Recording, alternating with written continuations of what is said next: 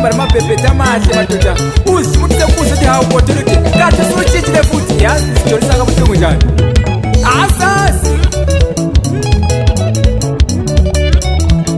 kweze kwamnandi ukuba semathandweni madoda lalela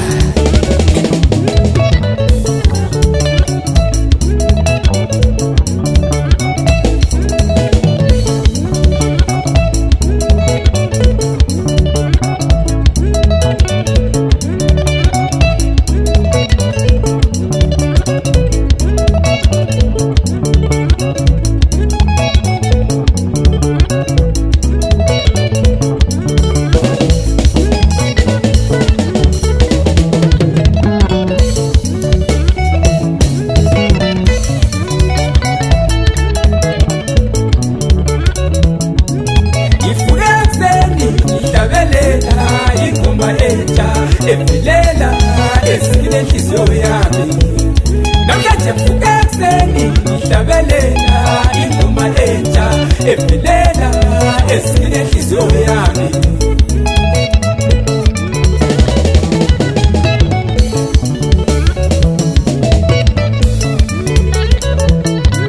ngivuke ekuseni ngihlabelela ingoma yothando efilela esikile inhliziyo yami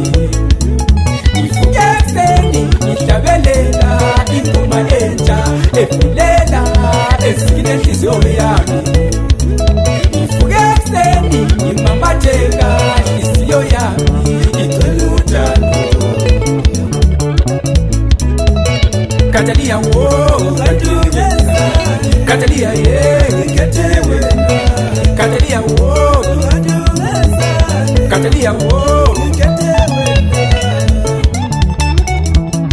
Mangithola ukuphila ethandweni ngokubuza phindele kulo mthombo wothando ngiyathanda mama Mangithola ukuphila ethandweni ngokubuza phindele kulo mthombo wothando ngiyathanda mama Makuyisifo uthandawe phela unganela ngifele Mawuyisihliso angisithanga mntwana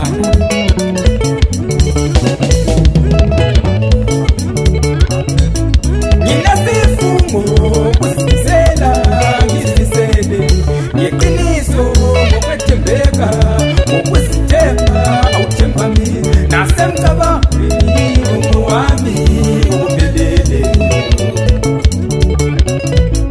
Nginesifungo kuzizela ngeqiniso ngokwethembeka ukuzithemba awuthemba mina nasemcabangweni wami ngobelele Uyazi uthando lwakho lungithoba inhliziyo mntwana ngifuna ukulenza udodolo ngizokwamela kile eminyakeni ezayo eminyakeni yakusasa sengikhulile zwa Ngifisa ukuba intokozo yakho yengapheli yakuthanda mama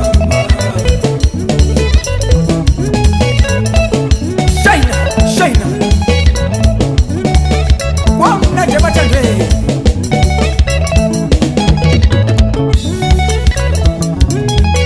Nginyathele zinyawoza Ngikhangele ngakhoha Ngilalele zipheleza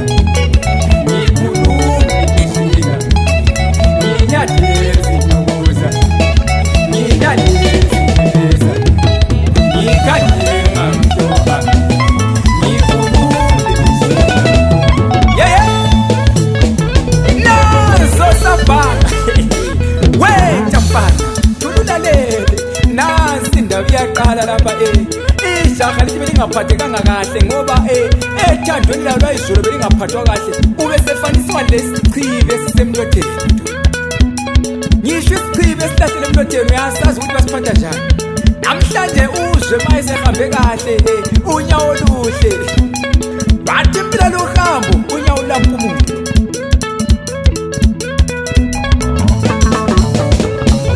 Watu Ngoma waya madiyo panga panga Sabenya we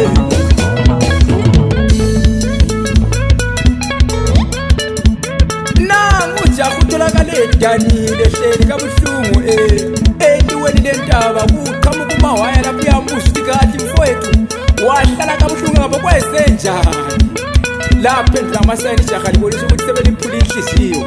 Wathi hayi mfowethu, uyabona empilweni kuvele kunjalo, asiphume singena mhlawumbe singaba lenhla shake esele ayisibongo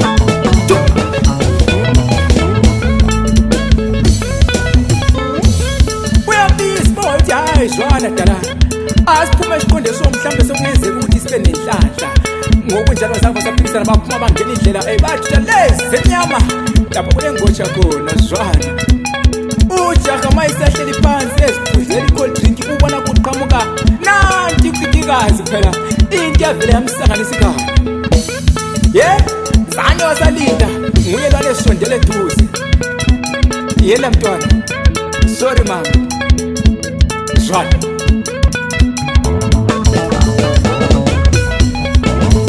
yekela mutshetho zenza njani mabuzo shayina jika nyathiselwa washe sukumu jahe sondele emntwaneni mfakiswa bona mama. Uyabona namhlanje futhi ukutshela iqiniso ungalibuzana. Uyabona bonke labahlali bebabaza ubuhle benkanyezi esibhakabhakeni izigomboze inyanga basuke bengazi wena. Umntwana womkhaya wathi angizwanga baba, wathi hayi mntwana ngisho ukuthi ni ha mangikhangele so mangithi ngiyaphuza amazi avela phele ngakawaphuzi. Wathi kasande wathi hayi ngisho ukuthi ni ha ngivele ngiphelelwe ngamazi ngakakutsheli. Uyabona ubuhle bakubungilimaze usaqhamuka lapha na.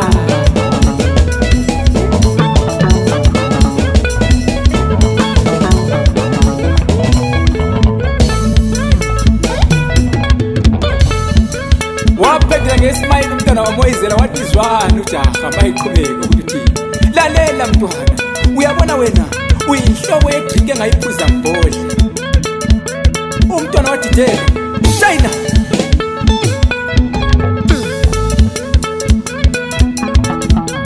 wathi umjida ngisho ukuthi namhlanje ngifuna ukuthi ngikukhiphe emantombazaneni ngikwenze umama, ngoba ngiyafisa ukuthi ngayihliziyo yami ilo mlomo ukuzikhulumela ibizochasisa yona ukuthi ile into engishoyo isuka ngaphi. Ngenxa ukuthi uthando singalikhuluma sonke kodwa kuhlukane ngokuthi ngubani ukhuluma ekujikeni kwenhliziyo yakhe.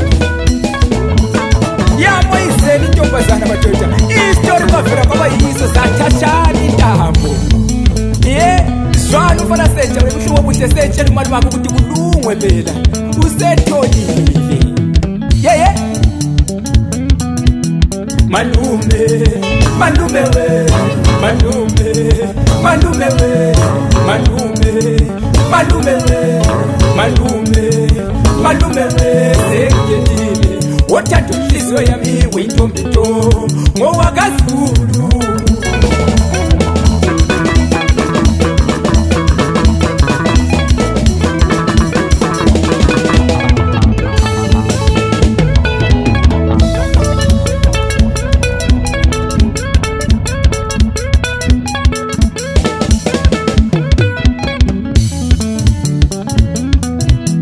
Malume, malume we, malume, malume we, malume, malume we, malume, malume we, sekendile.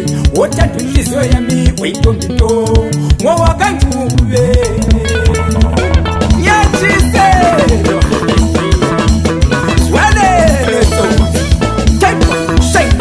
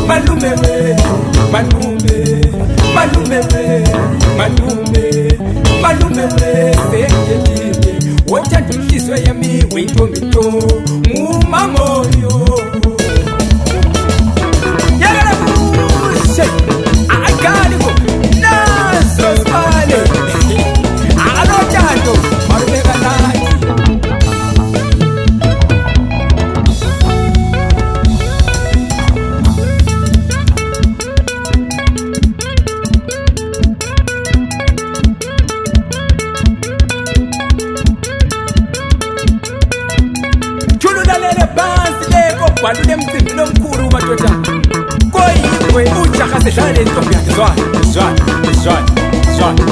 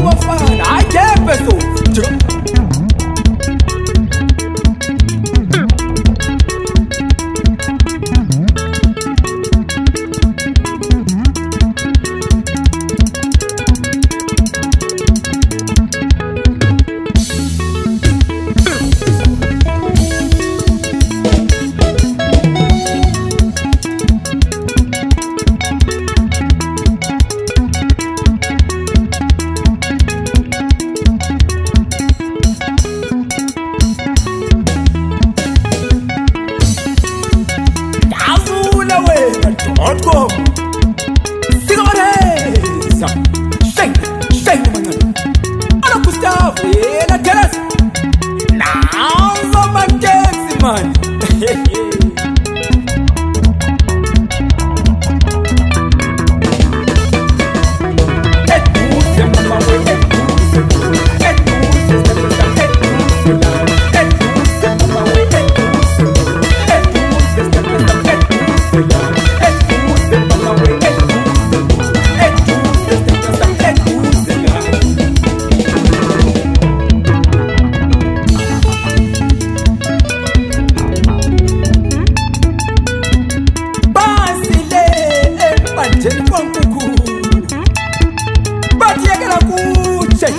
Yes.